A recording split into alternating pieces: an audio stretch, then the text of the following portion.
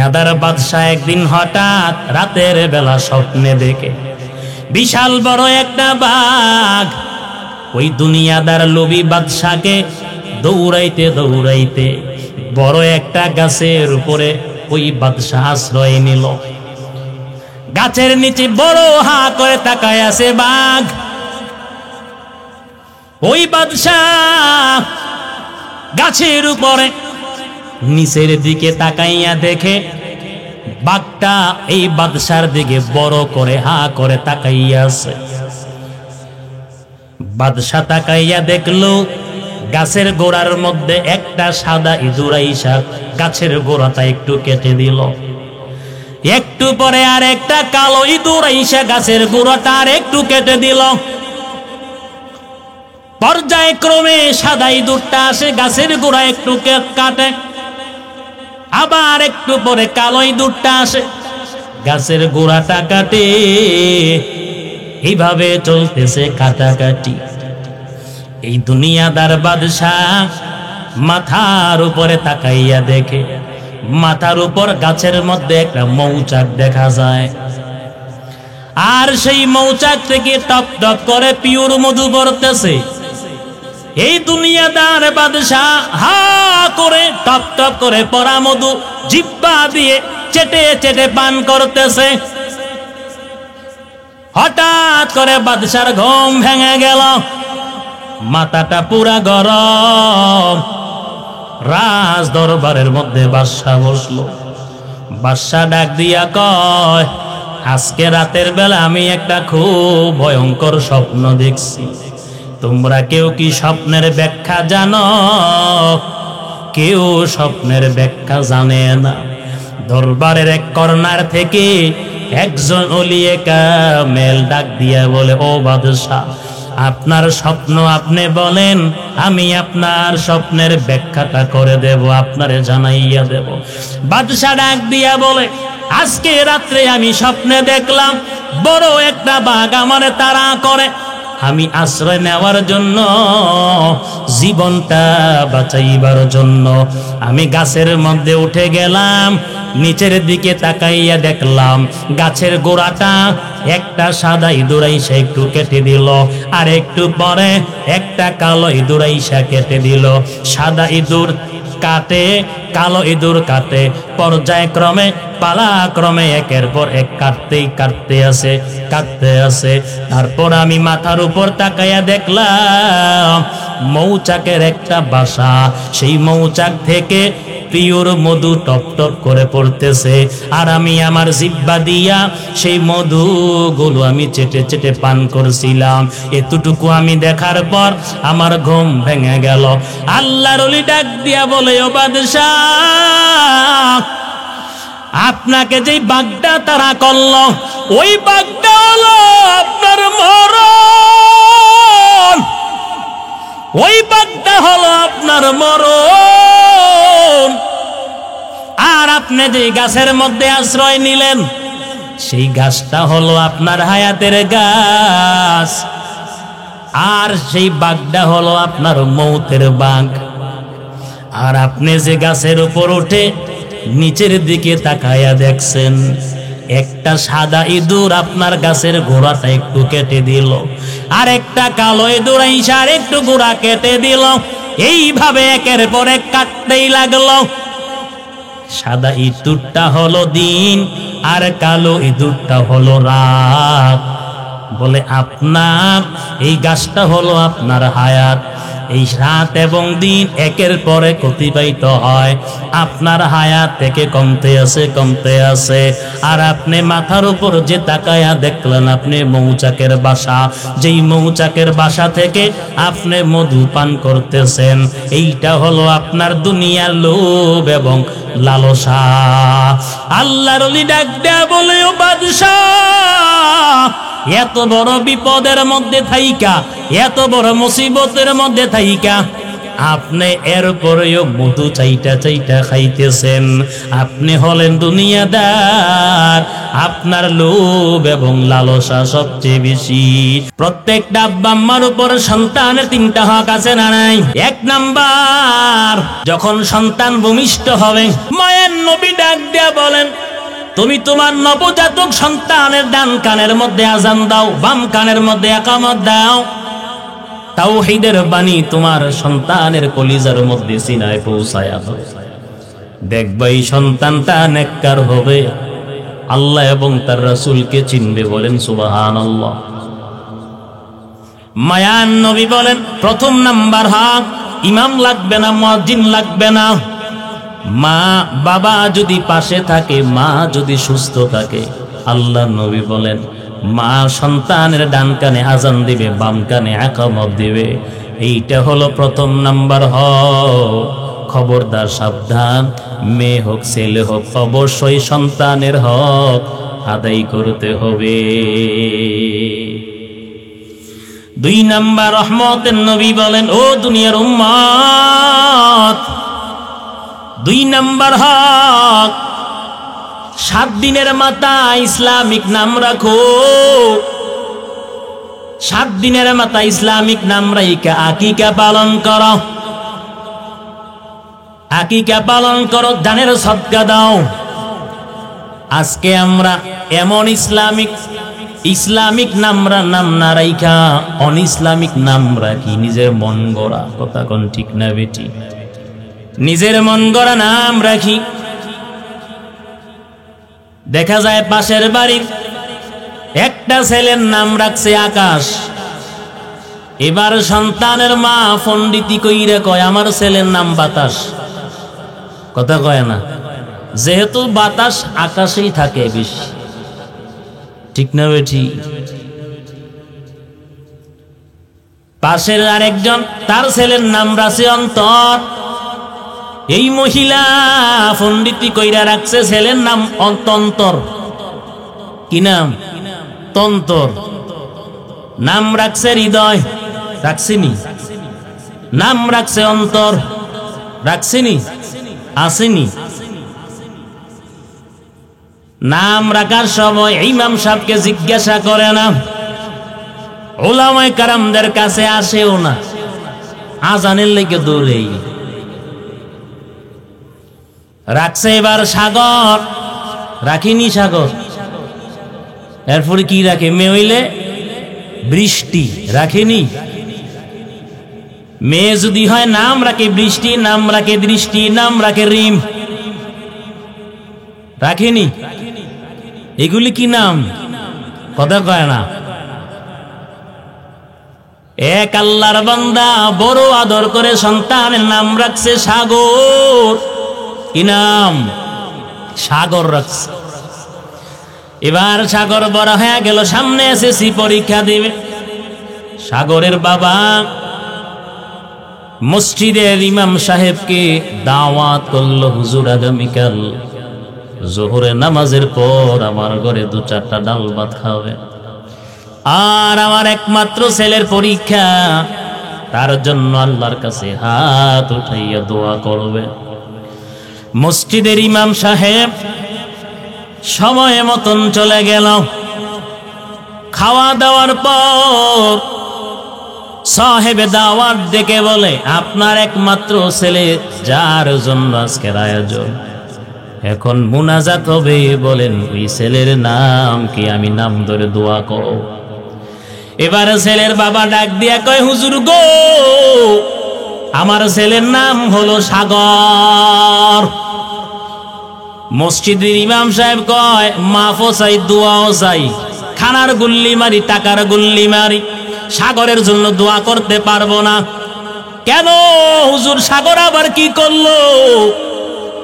এবার মসজিদের ইমাম সাহেব ডাক দিয়া কয়, ভাই, সাগর কি না করছে? এই পর্যন্ত আমার বাড়ি ঘর 10 বার ভাঙছে। আজকে আমি নিঃস্ব হয়ে গেলাম, নিজের জেলা ছেড়ে এখন আমি অন্য জেলায় বসবাস করি। অতএব সাগরের জন্য আমি দোয়া করতে পারবো না। এমন নাম আমগো সমাজে আছে না নাই? আসেনি? কি এমন নাম রাখবেন? মায়ান নবী, রহমতের নবী বলে, 7 দিনের দিন আকিকা পালন করো, তোমার সন্তানের জানের সদকা দাও। আল্লাহ পাক সব মুসিবত থেকে তোমার সন্তানকে হেফাজত করবে। ইসলামিক নাম রাখো।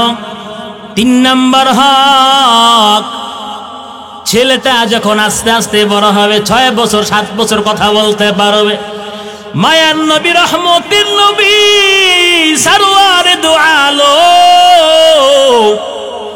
আল্লাহর নবী ডাক দেয়া বলেন, ও দুনিয়ার উম্মত, তোমার সন্তানদেরকে কোরআন শিক্ষা দাও, তোমার সন্তানদেরকে ইসলাম শিক্ষা দাও।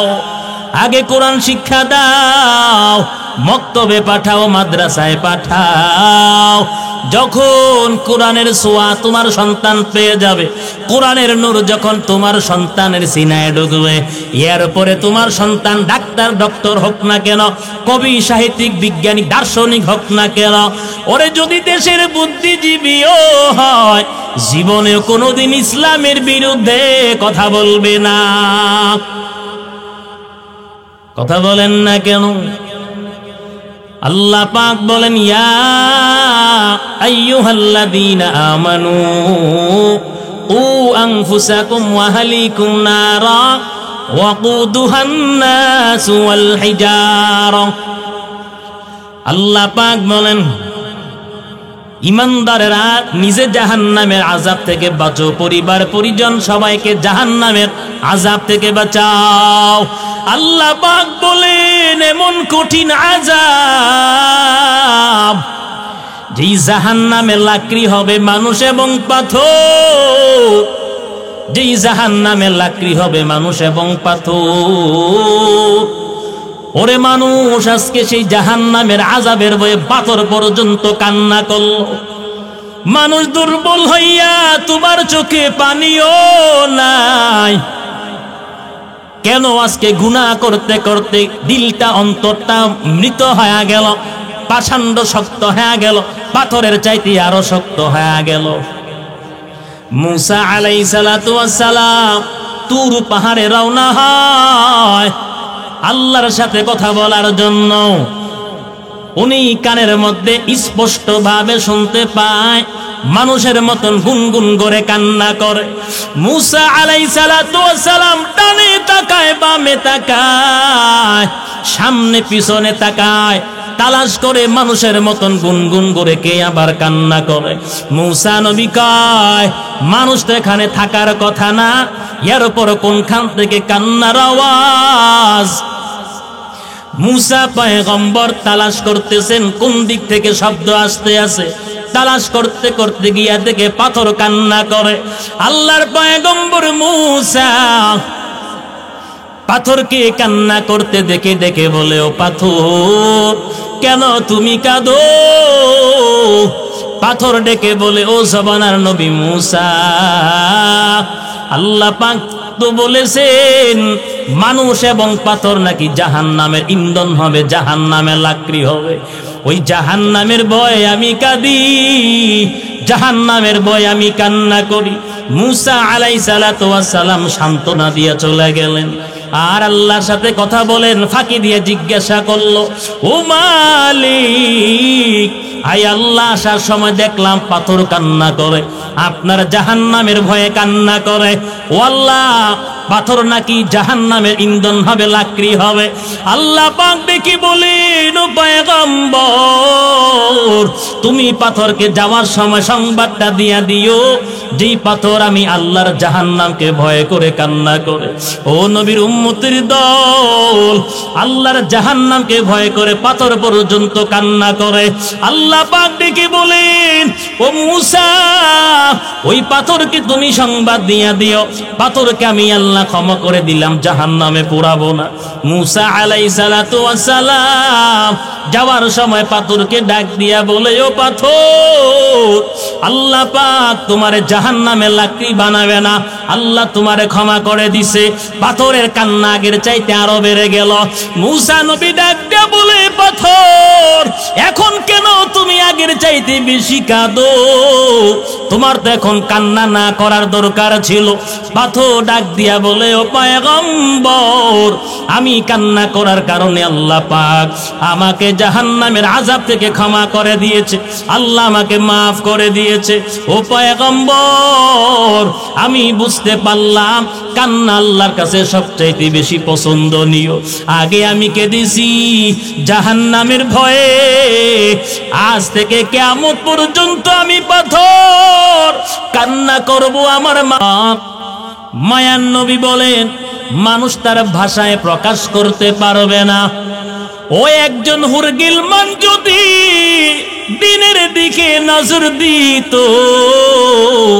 আল্লাহ নবী বলেন দিনটা রাত্র হয়ে যাইতো, রাত্রটা দিন হয়ে যাইতো। দুনিয়ার জমিনে যদি একটু থুতু ফালাইতো, আল্লাহ নবী বলেন পুরা পৃথিবী মেষকম্বরে হয়ে যাইতো। এত নিয়ামত কার জন্য? নবীর উম্মত। আল্লাহ পাক বলেন, আমি গরু ছাগলের জন্য জান্নাত বানাই নাই। আমি আল্লাহ রাব্বুল আলামিন কোন গরু গাদার জন্য জান্নাত বানাই নাই।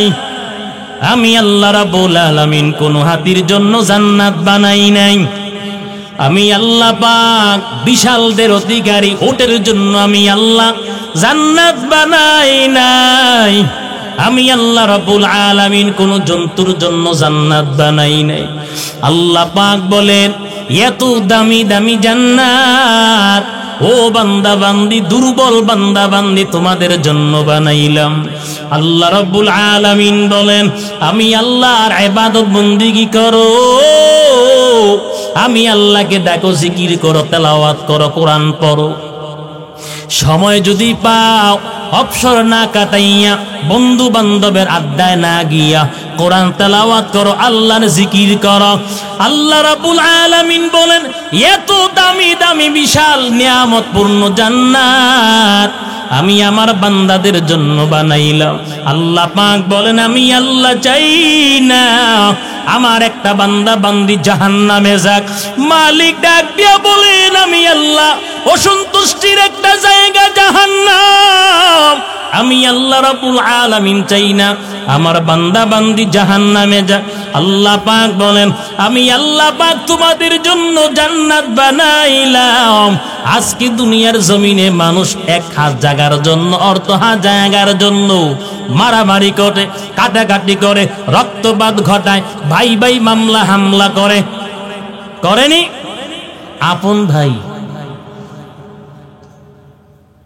মাত্র কয়েকদিন আগের ঘটনা, গতকালকের একটা ঘটনা।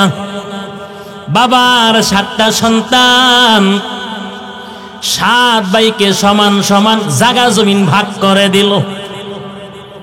এক ভাইয়ে 3টা মেয়ে, একটাও ছেলে নাই। দুর্বল নেই, কথা কয় না। ছেলে থাকলে না ভাব সাপ দেখাইয়া হাঁটতো, তো মস্তানি কারি দিয়া আমার ছেলে জানো নি হ্যাঁ কি করে? কয় কি করে? রাত্রে সাদাবাজি করে, এর সামনে কেউ দাঁড়াইতে পারে না, কথা কয় না। বেশি মাতলে একদম খাইয়া ফেলাইব। নাউজুবিল্লাহ কইতেন না। আজকে আমগর সন্তান যদি এই পর্যায়ে যদি পৌঁছায়, তখন অনেক মূর্খ বাবারা এমন সন্তানদের কিনে গর্ব করে। নাউজুবিল্লাহ বলতেন না। এবার বাকি 6 ভাই মিল্লা গেল ও এক ভাইকে মারার জন্য। এক একজনের হাতের মধ্যে রান্দা, এক একজনের হাতের মধ্যে চা পাতি নিয়ে গেল। আল্লাহ পাক বলেন, এক হাত অর্ধ হাত জায়গার জন্য মারামারি করা লাগবে না।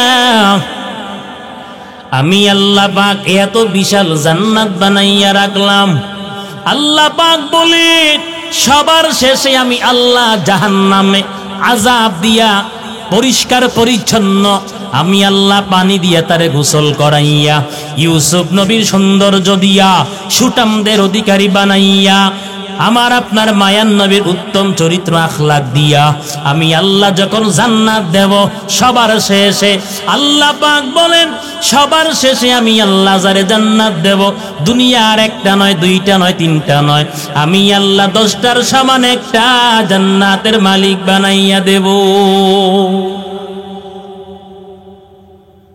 আল্লাহর কাছে জায়গার অভাব আছে? কথা বলেন। টাকার অভাব আছে? স্বর্ণ অলংকার আছে? কোন জিনিসের অভাব আছে? আল্লাহ পারেননি দিতে, সেই ক্ষমতা আল্লাহর আসেনি। আল্লাহু আকবার। আল্লাহ পাক এত ফেরেশতা সৃষ্টি করলেন। আজকে আমি আপনাদেরকে একজন ফেরেশতার কথা বলবো, হয়তো ওলামায়ে কেরামরা জানেন। আজকে ইসরায়েল, পশ্চিমা আমেরিকা, তাদের অত্যাধুনিক আধুনিক পাওয়ারফুল বিমান আছে, পরমাণু আছে, ক্ষেপণাস্ত্র আছে, কামান আছে, সব আছে। এই জন্য তো মাস্তানি করে নাকি? আল্লাহ পাক বলেন আমার অসহায় নিরস্ত্র মোমেনদেরকে মারতেছ। মনে করিস না যে মোমেনদেরকে মেরে ইসলামের মতো প্রদীপ আলোটা কি নিভাইয়া দিতে পারি? মোমেন মরতে দেরি হয়, শহীদ হতে দেরি হয়, জান্নাতে যাইতে দেরি হয় না। বেঈমান মরতে দেরি হয়, জাহান্নামে যাইতে দেরি হয় না। কথা বলেন। এমন একজন ফেরেশতা আছে, তাম পৃথিবীর সাগর মহাসাগর, আটলান্টিক মহাসাগরের পানি সব একত্রিত করে যদি ওই ফেরেশতার মাথার মধ্যে ঢেলে দেওয়া হয়, পায়ের পাথায় আসার আগে সেই পানি শুকাইয়া যাবে। আমি কয়জন ফেরেশতার কথা বললাম? একজন ফেরেশতার কথা বললাম। আল্লাহর মুমিন বান্দা বান্দি যারা, আল্লাহ পাক এমন রহমতের ফেরেশতা দিয়ে তাদেরকে হেফাজত করেন, তাদেরকে উদ্ধার করেন। সুবহানাল্লাহ। অতএব এই জমিনের মধ্যে ইসলামের দুশ্মন, মুসলমানের দুশ্মন, ওরা কিয়ামত পর্যন্ত থাকবেই। কারণ বাতিল না থাকলে হকের মূল্য বোঝা যায় না। কথা বলেন না? বাতিল না থাকলে হকের দাম বোঝা যায় না। দেখবেন যেখানে বেশি মাজার ওইখানে বেশি মাদ্রাসা, যেখানে যত বেশি ভণ্ড ওইখানে তত বেশি উলামায়ে কেরাম। কথা বলেন না কেন?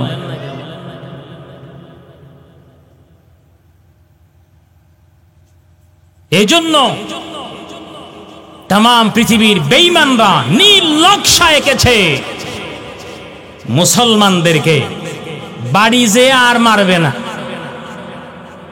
ডিভাইস, এমন ডিভাইস দিয়া দিছে, একজন মোমেনের সন্তান, একজন মুসলমানের সন্তান, সে দুশ্চরিত্র, লম্পট, কুলাঙ্গার, সন্ত্রাস হতে যা প্রয়োজন ওরা এতটুকু একটা মোবাইলের মধ্যে এর চাইতে বেশি দিয়ে দিছে।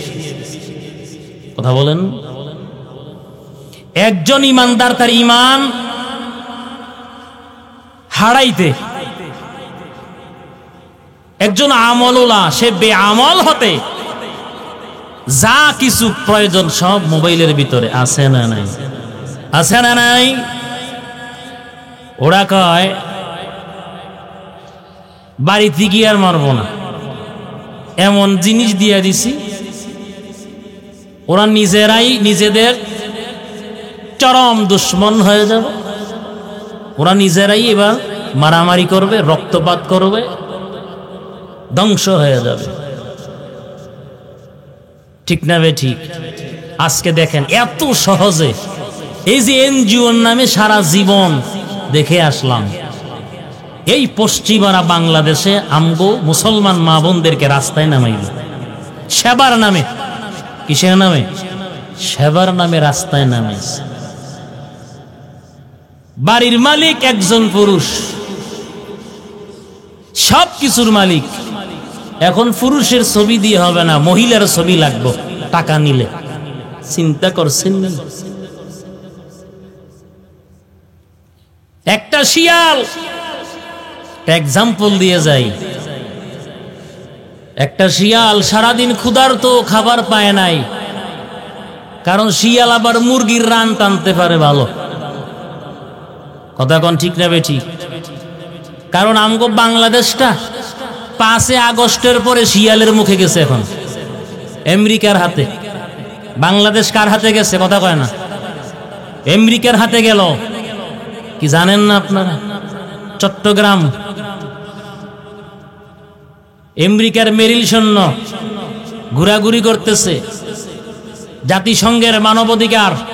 কথা কয় না কেন? জানেন না আপনারা এগুলি? আমেরিকার হাতে চলে গেল বাংলাদেশ।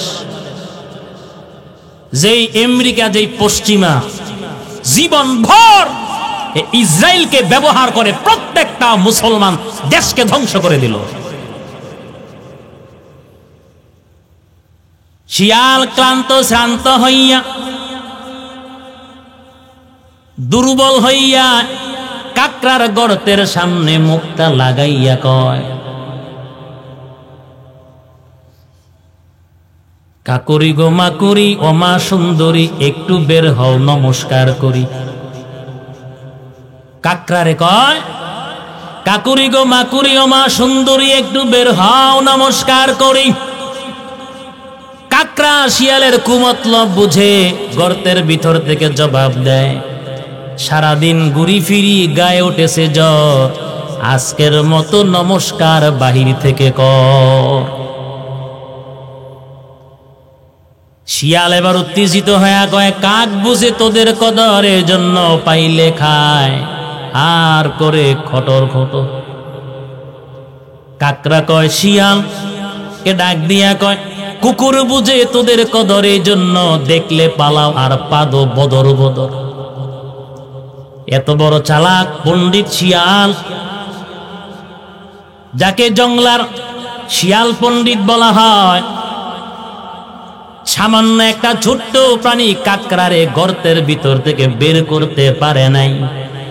বেজাতি বেঈমানের বাচ্চারা নীল নকশাই কামগো মা বোনদেরকে বেপরদায় রাস্তায় নামাইয়া দিল।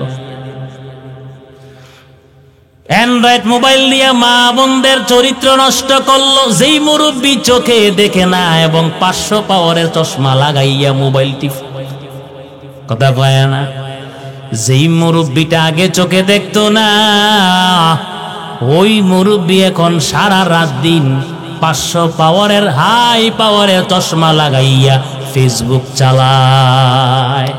যেই মহিলাটা আগে অবসর সময় জিকির করতো, আল্লাহর কোরআন তেলাওয়াত করতো, ওই মহিলাটা এখন চশমা চোখে লাগাইয়া ফেসবুক চালায়। কি কথা কি সত্য? কথা বলেন। বেঈমানরা কয়, আর দূর থেকে মারমু না, যা বেটা এমন জিনিস দিয়ে দিলাম তখন। চরিত্র ধ্বংস। ছোট ছোট মেয়েরা মা বাবার কাছ থেকে অনুমতি না নিয়া ছেলের হাত ধরে পার্কে চলে যায়, রেস্টুরেন্টে চলে যায়। কথা বলেন না কেন? ও নবীর উম্মতের দল, আমি সন্তানদের মা বাবাদেরকে উদ্দেশ্য করে বলে যাই, আপনার আদরের মেয়েটা জীবনে এত সম্মান কামাই করলেন, একটু ভুলের জন্য কিন্তু জীবনের সব কামাই করা সম্মান চলে যাবে। কথা বলেন না কেন? আপনার উপযুক্ত ছেলেটা মেয়েটা বই খাতা কলম ব্যাগের ভিতরে ঢুকাইয়া সময় মতো স্কুলে গেল নাকি বেগানা যুবকের হাত ধইরা হোটেলে গেল না রেস্টুরেন্টে গেল, অবশ্যই আপনি মা বাবার খবর নেওয়ার দরকার আছে না নাই? আতিনা ফি দার দুনিয়া না হাসান আতিনা ফি দার উকবানা হাসান ইয়া গিয়াসাল মুস্তাগীথিন হাদিনা ইফতিখারা বিল উলুম ওয়াল গিনা। অতএব আমার আপনার মায়ার নবী, রহমতের নবী, সরওয়ারে দু আলম তাম পৃথিবীর সমস্ত উম্মতদেরকে জানায়া দিল, দুনিয়ার উম্মত, দুনিয়ার জমিনে আল্লাহ এবং তার রাসূলের আনুগত্য যদি করতে পারো, ঈমান ঠিক রাইখা আমল মজবুত কইরা নবীর তরিকা অনুযায়ী যদি চলতে পারো, মায়ার নবী, রহমতের নবী বলেন 5 ওয়াক্ত নামাজ যথাযথভাবে যদি আদায় করতে পারো, পর্দায় যদি থাকতে পারো, দান সদকা যদি করতে পারো, রমজান মাসে যদি রোজা পালন করো, আল্লাহর হুকুম যদি পালন করতে পারো, মৃত্যুর পর আল্লাহ পাক বিশাল জান্নাতের বাড়ির মালিক বানাইয়া দিবে। ও পর্দার অন্তরালের মা, লাল বেনারসি কাপড় পরিধান করিয়া স্বামীর বাড়িতে আসছেন গো মা, এমন একটা সময় আপনার সামনে হাজির হবেন, সাদা মার্কিন কাপড় দিয়ে আপনারে পেঁচাইয়া জানাজার মাঠের মধ্যে হাজির করবে। জানাজার পর আপনাকে দাফন করে সবাই যার যার বাড়িতে চলে যাবে। যেই স্বামীর জন্য আজকে নামাজ বাদ দিলেন, যেই ছেলে সন্তানের জন্য কোরআন পড়তে পারলেন না, যেই স্বামীর সংসারটা গুছাইতে গিয়া বেপরদায় চললেন, কোরআন ছাড়লেন, নামাজ বাদ দিলেন, রোজা ছাড়লেন, ওই আদরের স্বামী কিন্তু আপনার কবরের পাশে একটা মিনিটও থাকবে না। যেই সন্তানদের জন্য নামাজ বাদ দিলেন, ওই আদরের সন্তান কিন্তু 5টা মিনিটও আপনার কবরের পাশে থাকবে না। সবাই হয়তো একটু কান্নাকাটি করবে, কবর ছেড়ে কিন্তু সবাই যার যার বাড়িতে চলে আসবে। বলে কেন? ওই কবরটা কিন্তু এমন একটা ভয়ঙ্কর কবর, যেই কবর দিনের বেলা যাইতেও কিন্তু ভয়। কথা বলেন ঠিক না বেটি? মায়ার নবী ডাক দিয়া বলেন, ও দুনিয়ার উম্মত, আমি তোমাদেরকে এই জন্য বলি তোমরা কবর জিয়ারত করো, কবর জিয়ারত করো। কারণ কবর জিয়ারত হাসরের ময়দানকে মনে করাইয়া দেয়। মায়ান নবী, রহমতের নবী, সরওয়ারে দু আলম বলেন, যেই সন্তানের মা বাবা দুনিয়ার জমিনে বেঁচে নাই, পয়গম্বরে আরবি বলেন, ওই সন্তানের দায়িত্ব কর্তব্য হলো প্রতি শুক্রবার জুমার নামাজের পর সূরা ইয়াসিন তেলাওয়াত করিয়া মৃত মা বাবার কবরের পাশে দাঁড়াইয়া দোয়া করবে, রব্বির হামহুমা কামা রব্বায়ানি সগীরা, রব্বির হামহুমা কামা রব্বায়ানি সগীরা।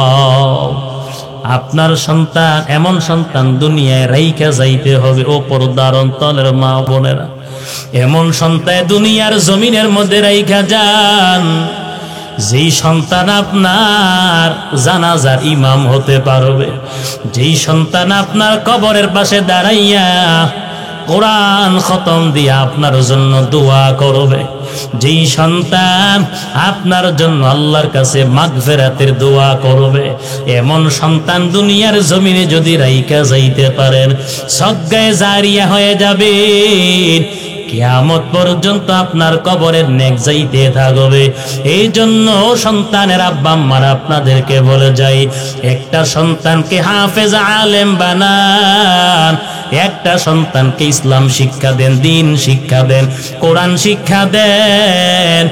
যদিও দুনিয়ার জমিনে বেশি টাকার বেতন পাবে না, কিন্তু মায়ার নবী, রহমতের নবী ডাক দিয়া বলেন, ও দুনিয়ার উম্মত, যার সিনার মধ্যে কোরআন আছেন, ওই সিনাওয়ালা বান্দা বান্দি যদি মৃত্যুর আগ পর্যন্ত কোরআনের খেদমত করে, যখন তার মরণ হয়ে যাবে, সমস্ত ফেরেশতারা তার কবরটা জিয়ারত করার। আল্লাহ পাক যার সিনার মধ্যে কোরআন, তারে সম্মান কম দেয় নাই। মায়ান নবী, রহমতের নবী, সারওয়ারে দু আলম আল্লাহর নবী আবু হুরায়রাকে ডাক দিয়া বলে, ইয়া আবু হুরায়রা, তাআল্লামিল কুরআন ওয়া আল্লিমহুন নাস। আল্লাহর নবী আবু হুরায়রাকে ডেকে বলে, আবু হুরায়রা, কোরআন শিখো, কোরআনের খেদমত করো। যদি অবস্থায় তোমার মরণ হয়, আকাশের সব ফেরেশতারা তোমার কবরটা জিয়ারত করার জন্য আসবে। আল্লাহর নবী বলেন, মুমিনের জন্য আল্লাহ পাক খানায়ে কাবাকে জিয়ারতগার বানাইয়া দিল।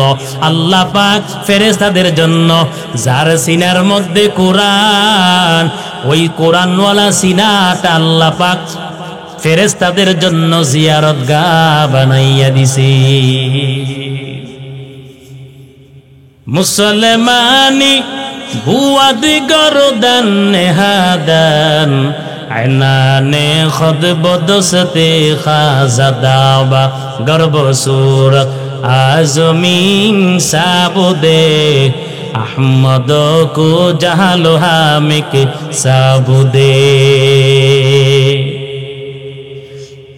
मैं दूर हूँ मजबूर हूँ ऐ सैयद आलम, मैं दूर हूँ मजबूर हूँ ऐ सैयद आलम, दीदार दिखाते नहीं आवाज सुना दो, दीदार दिखाते नहीं आवाज सुना दो। आशिक हो बिरादर शाहन शाहिद आलम, आशिक हो बिरादर शाहन शाहिद आलम, सुन्नति की पैरो बिगड़ दे हुहर जहर दम, सुन्नति की पैरो बिगड़ दे हुहर जहर दम। अल्लाह पाक बोलेन, चोखे जा देखबा ता देइका বিচার করবা। দুই চোখ দিয়া যা দেখবা, মানুষ তোমাকে যদি বিচারের জন্য আহ্বান করে যাইবা, কোনো অসুবিধা নাই, তবে সমাজের মধ্যে ন্যায় বিচার করবা। একটা বাবার 5টা সন্তান, ও বাবা, 4টা সন্তানকে বেশি সম্পদ দেওয়া যাবে না। 5টা সন্তানকে আপনি সমান ভাগে সম্পত্তি ভাগ করে দিতে হবে। কথা বলেন না কেন? আমগো বাংলাদেশের কালচার হলো, জীবিত সুস্থ থাকতে বাবা ছেলে সন্তানদেরকে সম্পদ লেখা দেয় না, মেয়েটাকেও ভাগ দেয় না। কথা কোন ঠিক না বেটি? গুজবকারীরা সমাজে, রাষ্ট্রের মধ্যে গুজব ছড়াইলো, কয়ে বাবার বাড়ির সম্পদ যদি মেয়েটা নেয়, তার নাকি সয় না। নাউজুবিল্লাহ। মায়ার নবী, রহমতের নবী, সরওয়ারে দু আলম, আল্লাহর নবী হাদিসের মধ্যে স্পষ্ট ভাবে বলেন, ভাইয়ের অর্ধেক মেয়েটা পাবেন, মেয়েটাকে বঞ্চিত করা যাবে না। মেয়েটা যদি নিতে না চায়, জোর করেও তাকে দিতে হবে। আল্লাহর নবী বলেন, পিতা সুস্থ থাকা অবস্থায় তুমি তোমার সম্পদ যা আছে ছেলেদেরকে মেয়েদেরকে ভাগ করে দিয়ে যাও। কিন্তু আমগো দেশের কালচার, মুমূর্ষ অবস্থায় মৃত্যুর শয্যায় শায়িত দুমডাহে যায়, এরপরে গুতা দিয়া কারে জানি দিয়ে যায়। কথা বলেন না কেন? বুঝছি আপনারা ক্লান্ত হয়ে গেছে। মোনাজাত দিয়ে দেই, কি কথা ঠিক নেই? আল্লাহর গজব নাজিল হবে যদি আপনি বাবা হয়ে সন্তানদের উপর যদি অবিচার করেন। আল্লাহ পাক বলেন, ওমান কানা ফি হাদিহি আ'মা ফাহুয়া ফিল আখিরাতি আ'মা ওয়া আদাল্লু সাবিলা। সূরা বনী ইসরাঈলের মধ্যে আল্লাহ পাক স্পষ্ট ভাবে বলেন, যাদেরকে আমি আল্লাহ চোখ দিলাম দেখার পর না দেখার ভান করবে, যাদেরকে আমি আল্লাহ অন্তর দিলাম বুঝার পর না বুঝার ভান করবে। আল্লাহ পাক বলেন, এমন ব্যক্তিরা দুনিয়ার জমিনে অন্ধকার ভাষায় বলেন, আল্লাহর ভাষায় এমন ব্যক্তিরা দুনিয়ার জমিনে অন্ধ, যারা বিচার করে ন্যায় বিচার করে না। আল্লাহ পাক বলেন, চোখ দিলাম দেখার পর যারা না দেখার ভান ধরে, বুঝার পর যারা না বুঝার ভান ধরে, আল্লাহ পাক বলেন আমি আল্লাহ তাদেরকে পরকালে অন্ধ বানাইয়া দাঁড় করাবো। আল্লাহ পাক বলেন, এমন ব্যক্তিদেরকে আমি আল্লাহ হাসরের ময়দানে অন্ধ এবং পথভ্রষ্ট করে দাঁড় করাবো। নাউজুবিল্লাহ কইতেন না কি? বাড়ি গিয়ে কইবেন নাকি? আমার দয়া মাওলা রে,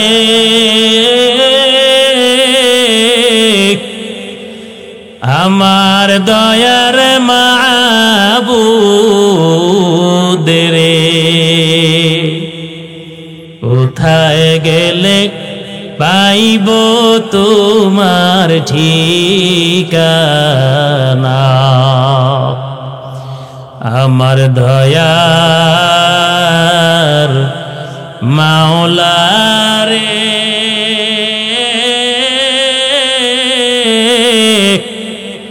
আমার দয়ার মাশুক রে, কোথায় গেলে পাইব তোমার ঠিকানা?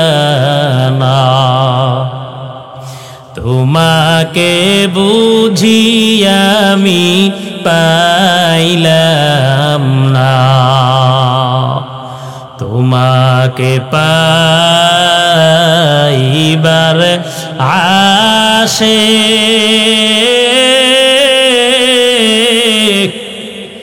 ঘুরি আমি দেশ বিদেশে, তোমাকে পাইবার আশে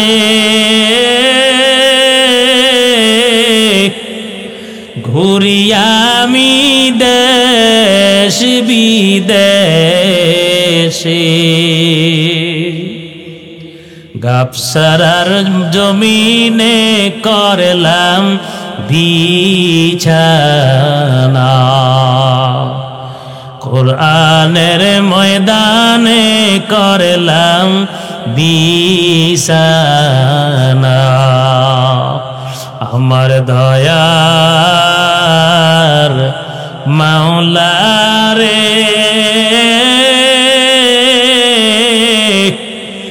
আমার দয়ার মাবুদ রে, কোথায় গেলে পাইব তোমার ঠিকানা? তোমাকে বুঝি আমি পাইলাম না। আজ দুনিয়ার জমিনে মানুষ বড় স্বার্থের পাগল। দুনিয়ার মানুষ স্বার্থ সারা কদম বাড়ায় না। কথা কোন ঠিক না বেঠি? যদি বাংলাদেশে দুর্গা পূজা না আসতো, বাংলাদেশের মানুষ আমরা বুঝতাম না ইমানের চাইতে ভোটের দাম বেশি। কথা কয় না? কথা কন ঠিক না বেঠি? বাংলাদেশে যদি দুর্গা পূজা না আসতো আমরা বুঝতাম না ইমানের চাইতে ভোটের দাম অনেক বেশি। আজকে বিভিন্ন পূজা মণ্ডপে গিয়া আমগো মুসলমান ভাইয়েরা শুভেচ্ছা জানায়, তাদেরকে উৎসাহিত করার কারণে, পূজা মণ্ডপে গিয়া শুকর আদায় করার কারণে। আল্লাহর কসম, বাংলাদেশের জমিনে উগ্রবাদী ইসকন নামে এই সন্ত্রাসী সংগঠন মাথা চারা দিয়ে একের পর এক বড় ধরনের অপরাধ করে চলছে। কথা বলেন না কেন? মাত্র অল্প দিনে কয়েকটা ঘটনা ঘটল। ওরে যুবক, দরজা ভিতর দিয়া সিটকারি লাগাইয়া ঘুমাও। আল্লাহর কসম, ঘুম থেকে উঠা দেখবা তোমার দরজা বাহির দিয়া তালা। ঘরের ভিতরে, রুমের ভিতরে পৌঁছে তোমার মরা লাগবে। ইশারা ইঙ্গিতে অনেক কিছু বলে গেলাম। দুনিয়ার এমন কোন জায়গা নাই, এমন কোন স্থান নাই যেখানে স্বার্থ নাই। অতএব নবীর উম্মত, সব দুনিয়া বাদ দিয়া আমার মালিকের দিকে রুজু হওয়া লাগবে। আল্লাহ পাক বলেন, আমি আল্লাহর স্ত্রী নাই, পুত্র নাই, ছেলে সন্তান কেউ নাই। আমি আল্লাহ বড় মায়া করে বানাইলাম। আমি আল্লাহ পাক তোমাদেরকে দুইটা কুদরতি হাতে আমি আল্লাহ বানাইলাম। আল্লাহ পাক বলেন, ফেরেশতাদেরকে দিয়া পুরোটা শরীর বানাইয়া, ফেরেশতারা আমাকে ডাক দিয়া বলে, ও মালিক, আয় আল্লাহ, আদম নবীর পুরা বডি বানানো হয়ে গেল, চেহারা বাকি। আল্লাহ পাক বলেন, ওই চেহারাটা আমি মালিক নিজের কুদরতি হাত দিয়া বানাবো। কারণ এই চেহারার মধ্যে এত দামি একটা কপাল, যেই কপালটা দিয়ে আমার বান্দারা দুনিয়ার জমিনে আমি মালিক রে সেজদা করবে। এই চেহারার মধ্যে সবচাইতে দামি কপাল, সবচাইতে দামি একটা জবান, যেই জবানটা দিয়ে আমার বান্দা-বান্দি আমি আল্লাহর জিকির করব। আল্লাহ পাক বলেন, আমি আল্লাহ কতই না নেয়ামত খাওয়াইলাম। আমি আল্লাহ দিঘি পুষ্কুনির তাজা তাজা মাছ খাওয়াইলাম। আমি আল্লাহ দেশি গরু খাওয়াইলাম, খাওয়াইনি? কথা বলেন না কেন? আমি আল্লাহ দেশি মোরগ খাওয়াইলাম। আমি আল্লাহ তোমাদেরকে দামি দামি ফলমূল খাওয়াইলাম। আল্লাহ পাক বলেন, ও বান্দা বান্দি, আমি আল্লাহই তো তোমাদেরকে রিজিক দেই। আল্লাহ পাক নিজেই বলেন, ওয়ামা মিন দাব্বাতিন ফিল আরদি ইল্লা আলাল্লাহি রিজকুহা। আল্লাহ পাক বলেন, ও বান্দা বান্দি, জমিনের উপর এমন একটা প্রাণী বাকি নাই বিচরণ করে যে সেই প্রাণীর রিজিকের বন্ধ ব্যবস্থা আমি মালিক করি নাই। আল্লাহ পাক বলেন, খালি পেটে গাছের ভিতর থেকে একটা পাখি বের হয়, ওই পাখিগুলো রাত্রটা ডালের মধ্যে সময় কাটায়, সকাল বেলা শূন্য পেটটা নিয়ে বের হয়। কিন্তু পাখি নিজেও জানে না কোথায় তার জন্য আমি আল্লাহ রিজিক রাখছি। কিন্তু সেই পাখিগুলো পেটটা উদর পূর্ণ করে, পেটটা ভরে সন্ধ্যাবেলা আমি আল্লাহর জিকির করতে করতে বাসায় আসে। কিন্তু ওই পাখির জন্য, জঙ্গল আর প্রাণীর জন্য আমি আল্লাহ নির্দিষ্ট কোনো রিজিকের বন্ধ ব্যবস্থা করি নাই। কিন্তু আমি আল্লাহ, ও মানুষ, তোমাদের জন্য নির্দিষ্টভাবে, স্থায়িত্বভাবে আমি আল্লাহ রিজিকের বন্ধ ব্যবস্থা করলাম। আমি আল্লাহ জমিনের মধ্যে কত বড় বড় ইন্ডাস্ট্রির ব্যবস্থা করে দিলাম, মেল ফ্যাক্টরি কারখানার ব্যবস্থা করে দিলাম। আমি আল্লাহ বড় বড় গার্মেন্টসের ব্যবস্থা করে দিলাম। আমি আল্লাহ রাব্বুল আলামিন, ও মানুষ, তোমাদের জন্য কর্মস্থলের ব্যবস্থা করে দিলাম। আমি আল্লাহ পাক চাই না তোমরা আমারে খাওয়াও, আমি আল্লাহ পাক বলি না তোমরা আমারে পড়াও। আমি আল্লাহ তোমাদের রিজিকের মালিক। আল্লাহ পাক বলেন আমি আল্লাহ তোমাদেরকে রিজিক যোগান করে দেই। ও বান্দা বান্দি, আমি আল্লাহ তোরে কত মায়া করে আদর করে বানাইলাম। আমি আল্লাহ পাক তোদেরকে সুন্দর সুঠামদের অধিকারী করে আমি আল্লাহ বানাইলাম। ওরে বান্দা বান্দি, শহরের অলিতে গলিতে তাকাইয়া দেখ, আমি আল্লাহ তোরে সুন্দর করে বানাইলাম, কিন্তু তোর মতন মানুষ দুইটা হাত নাই, দুইটা পা নাই, প্রতিবন্ধী, মানুষের কাছে কথা বলতে পারে না, জবানটা দিয়া ইশারার মাধ্যমে 2টা টাকা মানুষের কাছে ভিক্ষা চায়। আমি আল্লাহকে একটু বুঝো, আমি আল্লাহরে একটু জানো। আমি আল্লাহ তোরে তার মতন প্রতিবন্ধী বানাইলে পারতাম। আমি আল্লাহ তাকে তোর মতন, আমি আল্লাহ তার মতো তোরে বানাইলেও পারতাম। আমি আল্লাহ বড় আদর করে মায়া করিয়া আমি আল্লাহ তোরে সুন্দর অঙ্গ প্রত্যঙ্গ দিয়া আমি আল্লাহ সুঠামদের একজন নওজোয়ান যুবক বানাইয়া দিলাম। আল্লাহ পাক বলেন, ও যুবকের দল, যৌবন কালের ইবাদত করো, যৌবন অবস্থায় কান্না করো, নির্জনে বৈশা আমি মালিকরে ডাক দিয়া বলো, হে আরশের মালিক, আয় আল্লাহ জীবনভর গুনাহ করলাম, ও আল্লাহ আমার গুনার খবর তুমি ছাড়া কেউ জানে না রে আল্লাহ। আয় আল্লাহ জীবনে যত গুনাহ করছি, এমন অপরাধ করলাম যে অপরাধের খবর আমার বিবি জানলে আমারে ছাইরা চলে যাইতো। এমন বড় বড় অপরাধ করলাম যে অপরাধের খবর আমার সন্তান জানলে আমারে বাবা বলে ডাক দিত না। যে অপরাধের খবর আমার মা বাবা যদি জানতেন, আমার মা বাবা আমারে ত্যায্য করে দিত। ও মালিক, তুমি আমার এত বড় বড় গোপন অপরাধের খবর জানার পরেও আয় আল্লাহ আমার জন্য পানি বন্ধ করো নাই, বাতাস বন্ধ করো নাই, এক বেলা এক ওয়াক্ত খানা বন্ধ করো নাই। আয় আল্লাহ এত সুন্দর করে বনিয়াদম বানাইয়া কিছুদিন ঘুরাইয়া ফিরাইয়া অন্ধকার কবরে নিয়ে যাইবা। ভাই বলি, বন্ধু বলি, কেউ তো আপন না। ভাবিয়া দেখিলাম, ও মালিক, কবরে গেলে আপনি ছাড়া কেউ আপন হবে না।